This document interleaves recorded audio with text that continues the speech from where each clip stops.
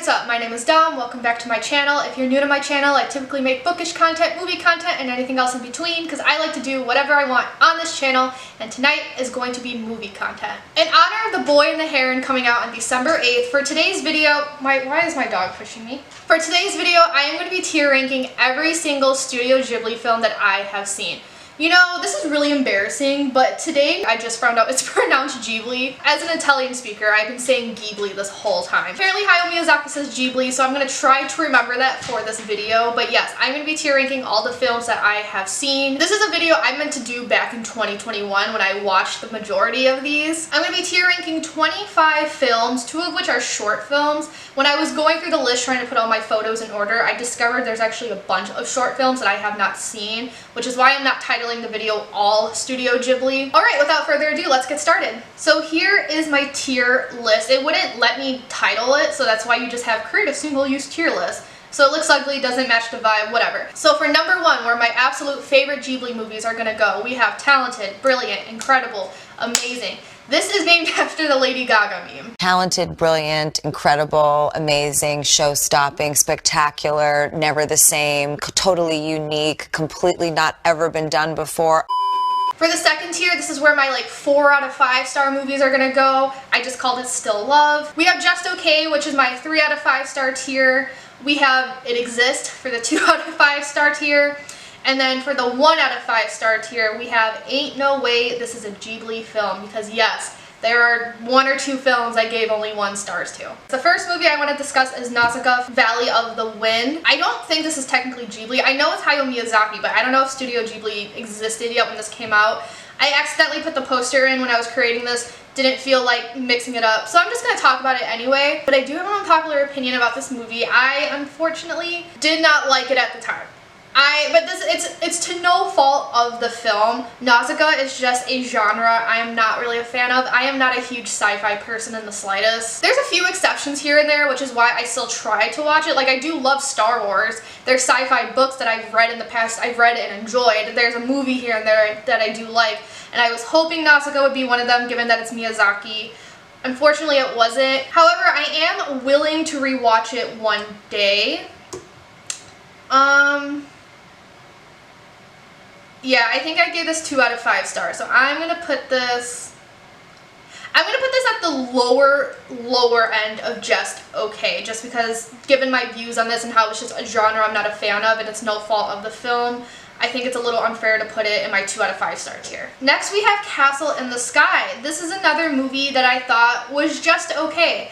This movie, again, because sci-fi, not really a fan, this movie actually took me a couple rewatches to get to that point. The first time I watched it, I literally fell asleep. I had a very hard time with it.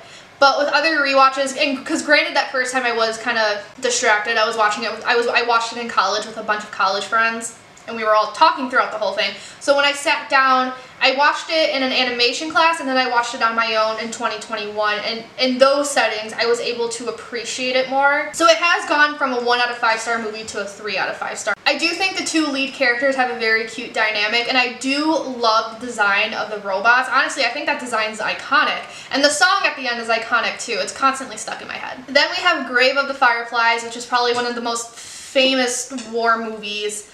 As sad as this is, I am putting it in the top tier. If you don't know what this is about 2 siblings living in Kobe, Japan during World War II, and they are thrown a lot of curveballs and are just trying to survive. This to me is honestly one of the greatest war movies I have ever seen. Just one, because it's a different perspective, like just being American, a lot of the war movies I watched growing up were in the American perspective, and here's a movie in the perspective of someone who was not our ally during the war. Something I appreciate about this movie is that it didn't blame anyone for these problems. It was literally just 2 kids trying to survive an atrocity. It was showing that these innocent kids who have nothing to do with these wars are everywhere. And no matter which side your country is on, people are suffering. And it's one of the saddest movies I've ever seen. Usually when I see sad movies, there's still that sense of contentment at the end.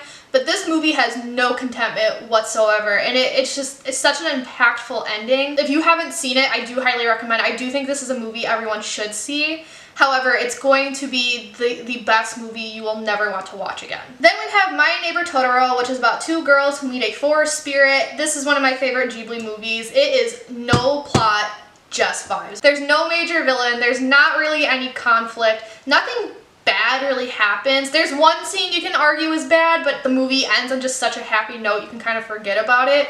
Literally just no plot, just vibes, and I had the greatest time. It is one of the cutest movies I have ever seen. And it made me so happy. I had a smile on my face the entire time. Then there's Kiki's Delivery Service, which is about a witch who opens up a delivery service. This was one of my favorite movies as a kid, and I have a distinct memory of it showing on Disney Channel in English for the very first time, and both me and my mom were very excited to watch it. And I just loved it ever since. It's no longer one of my top 3 Ghibli movies, but it still holds a special place in my heart. There's something just so wholesome about this film. A lot of Ghibli films have this feeling, specifically Miyazaki. He makes everything so wholesome. I think one of my favorite things about Miyazaki as a filmmaker is that he makes a big deal about the simple things in life because he romanticizes them, and it's a reminder to do that with your own life. Including watching Kiki's Delivery Service every day, still love.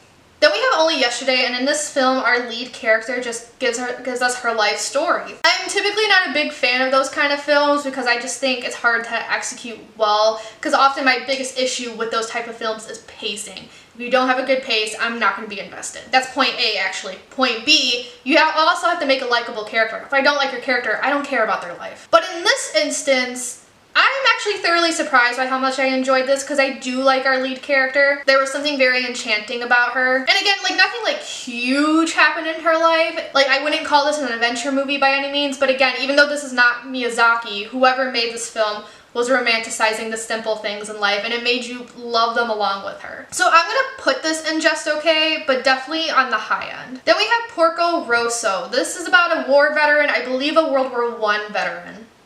And he's cursed to have a pig's head. This is one of my unpopular opinions because I do see a lot of people online loving this movie, but I did not. I was actually pretty bored, and I thought this movie was forgettable. I can't tell you anything that happened because I'm sorry, I just did not like this. It's not one of my 2 worst ones by any means that I mentioned, but it definitely exists for me. However, the next film on this list is going to be one of those films I mentioned that I gave 1 out of 5 stars to, and it is Ocean Waves. From what I remember, because this movie was also kind of forgettable, but from what I remember, it is about a boy and a girl and their relationship and how it developed over the years. This was a weird viewing experience for me because I remember watching the movie, I wasn't totally invested. I was actually kind of indifferent to the story during my viewing, but it was when the movie ended and I spent a few hours thinking about it that for some reason, the more I thought about it, the more I just hated this movie. I did not like our 2 leads, and this movie was so slow for my taste. I just did not have a good time. This is my least favorite Ghibli film. Then we have Pompoko, which is actually one of my favorites. This is about magical raccoons, and it's a comedy, and it's so funny, which is shocking to me, because it's by the same guy who made Grave of the Fireflies. So I went into this thinking I was gonna cry throughout the whole movie, but I laughed throughout the whole movie. Every single character in this was likable, and the humor never fell flat, and it also had some great visuals, especially during that festival scene where they were trying to scare the humans away. And it's also a pretty ballsy film. Then we have the short film On Your Mark. I'm gonna put this as just okay. I can't remember what the video itself was about, but I went into it thinking it was a short film and not something made for a music video, so I was caught very off guard. It was enjoyable though. I remember liking the song. I never listened to the song again, but I remember liking the song and the visuals were pretty cool. Then we have Whisper of the Heart, and I can't remember exactly what this film is about because I think it's one of those films that had a lot going on, but I remember the girl being very imaginative and she had a crush on someone. And I did really enjoy the film during my viewing. So for those of you who don't know, if you weren't subscribed or anything, a lot of these movies I watched for the first time in 2021, and I haven't seen any Ghibli films since. But literally the only films that weren't rewatches were Castle in the Sky, Grave of the Fireflies, Kiki's Delivery Service, and Spirited Away. Everything else was a first time viewing, so that's why I keep bringing up 2021. But I really did enjoy this movie the first time I saw it. I like how imaginable our main character was, and I found her very relatable. And I found her crush on the guy and just their dynamic really cute. Something about the film just made me feel so good inside, and I felt so happy watching the end credits because nothing could have prepared me to hear Take Me Home Country Road in Japanese. And I think I'm due for a rewatch. This is definitely one I would rewatch again.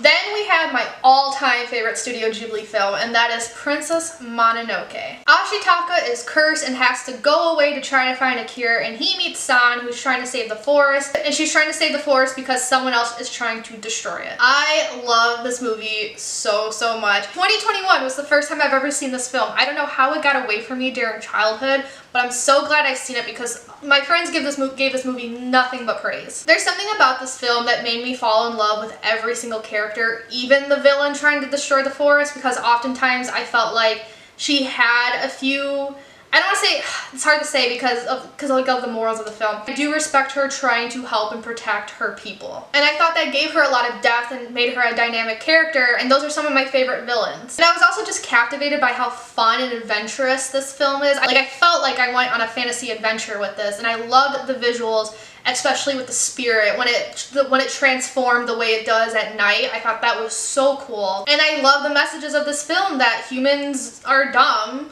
and we need to learn how to take care of nature. And I will say, I feel like San and Ashitaka are like the blueprint for enemies to lovers. That scene where San is holding the sword to his neck is absolutely iconic.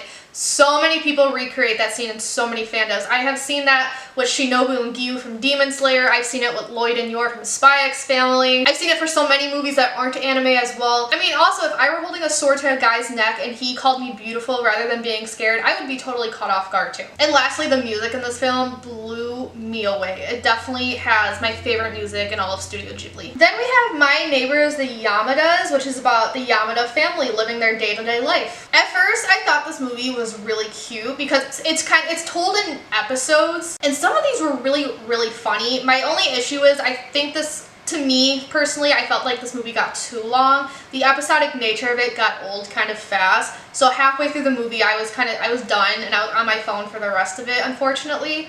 So I think I did give it 2 out of 5 stars. But because of that first half, I'm gonna put it before Porco Rosso. I really don't like this weird, why aren't they even? I don't know how to fix that. I feel like I have to relearn this website every time I use it because they always add the dumbest updates. Next we have the iconic Spirited Away. This was one of my favorite films as a kid. To this day, it's still one of the most visually stunning films I've ever seen. So yeah, I'm gonna leave it with my top 5. I think I'll put it next to Princess Mononoke. Then we have The Cat Returns, which I think is more so like an unofficial sequel to Whispers of the Heart. Some of the characters are the same. I remember thinking this movie was just okay, but like on the lower end of just okay. So, yeah.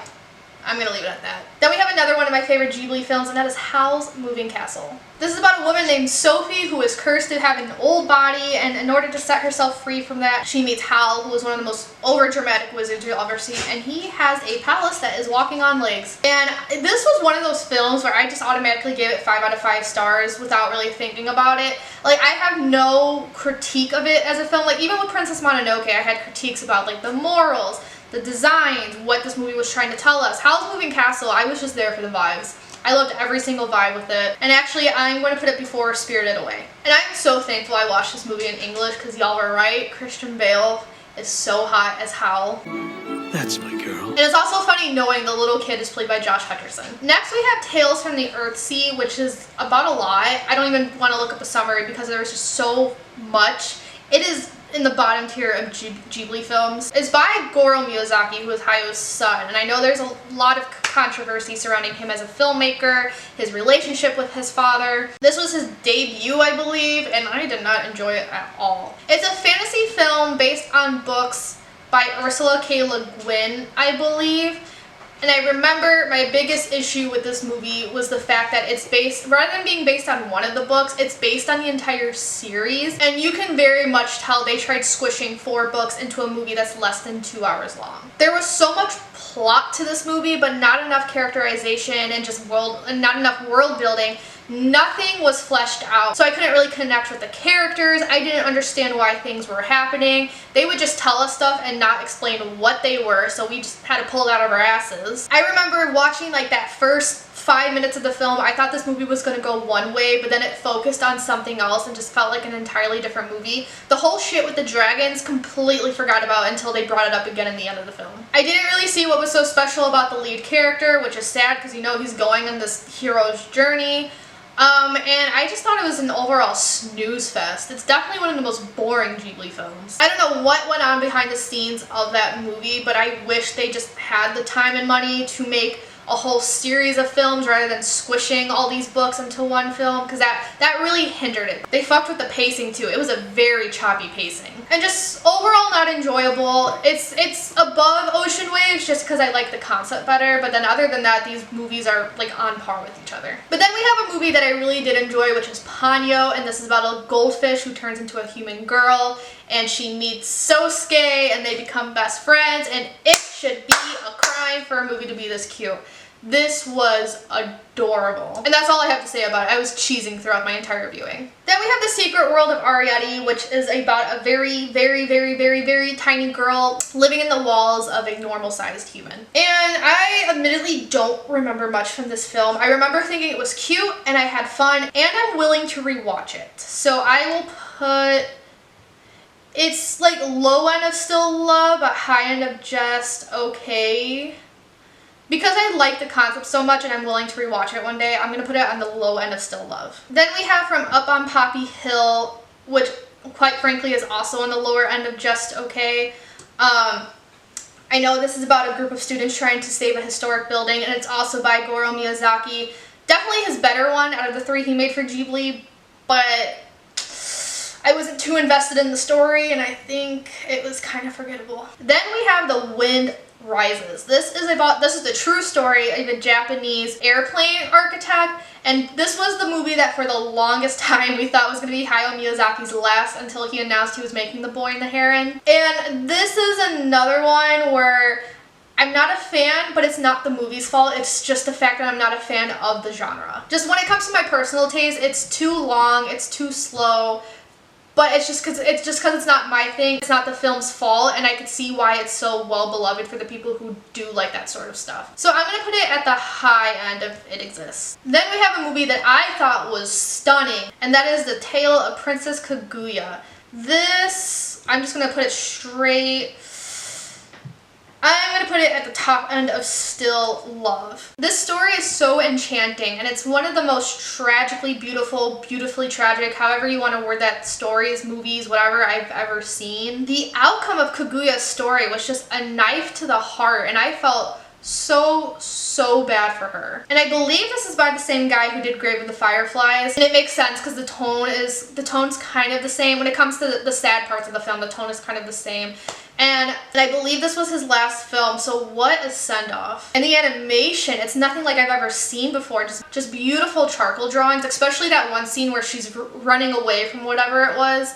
I couldn't look away. So if you haven't seen this Ghibli film, I highly recommend you put it at the top of your to-watch list. Then we have When Marnie Was There, which is about a girl who befriends Marnie. My thoughts on this are a little jumbled because I thought it was just okay, but I also thought it was kind of beautiful. I'll put this at the bottom end. I'll put this at the bottom end of still love. It was a fun story, and I thought it was a great coming-of-age story at first too. I just thought it was gonna go one way, and then just nothing could have prepared me of the plot twist of who Marnie is. I was so confused. I went into this film thinking we were gonna be screaming, you know, lesbian rights, sapphic rights. That's not what happened. It was, you have to watch this film because I want to see if y'all are just as baffled as I am. Then we have the last full-length movie of this list, which is Earwig and the Witch. This is about an orphan girl who lives with a witch. It's by Goro Miyazaki. Poor guy, man, poor guy. Can't catch a fucking break. This film is often hailed as the worst Studio Ghibli film.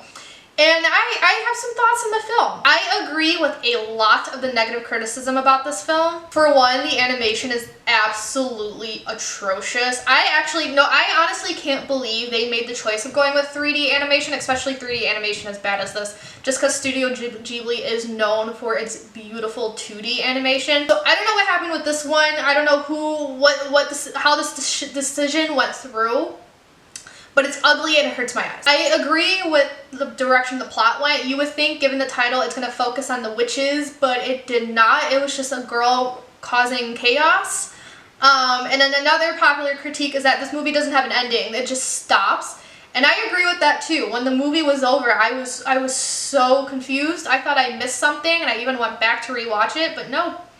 That was the ending they gave us. However, I do have a couple unpopular opinions. There was a common opinion I saw is that a lot of people thought our main character, Earwig, was very annoying. I'm of the unpopular opinion she's not as annoying as social media made her out to be. She's not my favorite character by any means, but like I thought she was just outgoing and endearing in her own way, like just a different type of character. However, the biggest unpopular opinion I have about this movie that people are probably going to beat my ass for is that I don't think it's as bad as social media made it out to be. It's not my least favorite Ghibli film. What I mean by that is, yes, I agree with all these negative critiques on it. I think it's a shit garbage movie. But for me personally, it's so bad, it's good. And I love a so bad it's good movie. So like, does it just exist? Yeah. But did I have fun with how bad it was? Yes, I did. Don't be fooled, I still gave it like 2 out of 5 stars just because the negative criticism couldn't overshadow my entertainment. But like, this is something, if the girlies want to watch a movie that's so bad it's good and we don't want to think too hard about something, this is the one I would tell them to watch. And the last film on this list is a 3-minute long short film, and that's Zen, Grogu, and the Dust Bunnies. This is a collaboration with Star Wars. This has no plot, and you don't have to think about this film at all. It is quite literally head empty, just vibes. It definitely doesn't really watch as a short film. It watches more so as like a test film, like they're testing a new type of animation they're hoping to use in the future. So a lot of people were like angrily reviewing this on Letterboxd, but I don't care. I thought it was cute. It's just okay, but I had a good time with it. And these are my final rankings for all the Studio Ghibli movies. So I hope you enjoyed this video. I had a lot of fun filming this actually. It made me want to rewatch a lot of these, like starting right now. I am so excited for The Boy and the Heron. I plan on seeing it opening day. I need to look at my Vlogmas schedule, but I believe I have this video going out on December 8th as well. I'm excited to see where I would tier rank that film. Hopefully it's going to go in talented, brilliant, incredible, amazing, because just what I saw from the trailer looks amazing, and I'm so glad. I'm really glad The Wind Rises is Hayao Miyazaki's last film. I'm glad he made another one. He said this one was going to be his last one, but then I also read somewhere he's planning another movie. The guy needs to retire. He's old. He needs to live out his days, but also like, thank you for making great art for us. So let me know down below your thoughts on any of these films. I know some of my opinions here got a little unpopular, but let me know down below any of your thoughts. If you're excited to see The Boy and the Heron, if you like this video, give it a big thumbs up, comment, subscribe. Y'all know the drill. And without further ado, I'm gonna peace out and I'll see you guys later. Ciao, tutti.